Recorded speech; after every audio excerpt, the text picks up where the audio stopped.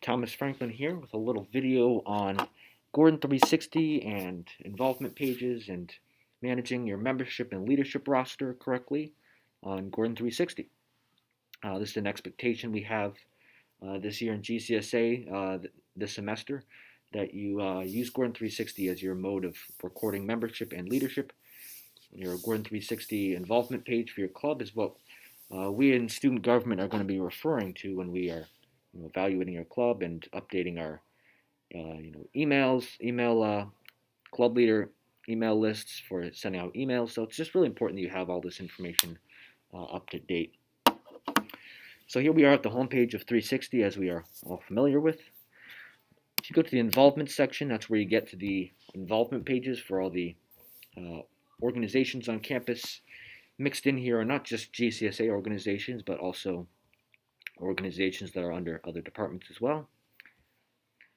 So let's just pretend I'll use GCSA Club Development Committee as an example. Let's just pretend that this was an actual club and not a committee, and that I was the president of this amazing club. It is actually pretty amazing. My opinion might be a little bit biased, but so here we are at the involvement page.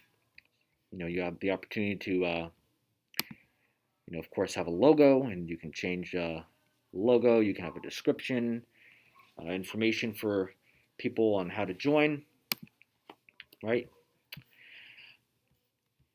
This is important membership. So this is where you actually add and approve members for your organization. So you should all have the option here to manually add members. So if you have a list of club members that are members of your club that haven't gone on 360 to request to join your club, you can just click the add member button and you can just manually type in their name. For example, you do it in the format as if you were writing an email to them. So you do Thomas.Franklin, for example, right? If I want to add myself. And for participation, you'd click member, right? If that person just can be a member of the club, that's what you'd do.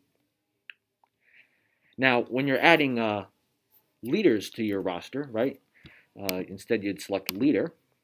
And what I'd like you to do is make sure to specify the title of the person, right? So if they're the president of the club, or let's say they were the vice president, right? You can type that in and then click add member. So yeah, that's how you manage that. If this button, if your roster is not open, if you've closed your roster for some reason or other, you won't be able to add members to your club. So you want to make sure to reopen the roster so you can add members. Also, preferably, instead of adding members to your club manually on 360, your members would request to join themselves. So you could do this by providing them a link in your emails to your club members for them to go onto 360 and join themselves. Inside this area, there would be if someone requested to join, you would have to go in here and approve their request. Right. So the goal is that we're going to be using Gordon 360 to record all the members and leadership information for your club, and this is what I'm going to be referring to when I'm evaluating your organization or trying to communicate with a member or a leader. So it's important that you have this information up to date. When you're doing a leadership update, right, what you do is you do two things. You'd update the leadership information here on 360, like I just showed you. And then there's also a special Google Microsoft form that I'm going to email to you for you to use. And this is just a form to officially notify me that the leadership update has occurred. And it tells me to come to your Gordon 360 page and refer to the information here as the leadership for your organization.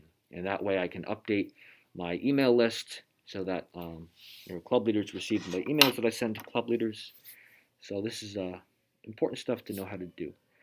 As always, if you have any questions, feel free to email or call me, thomas.franklin@gordon.edu, 1413-768-0335. Don't hesitate to call me if you would like to have a conversation that way.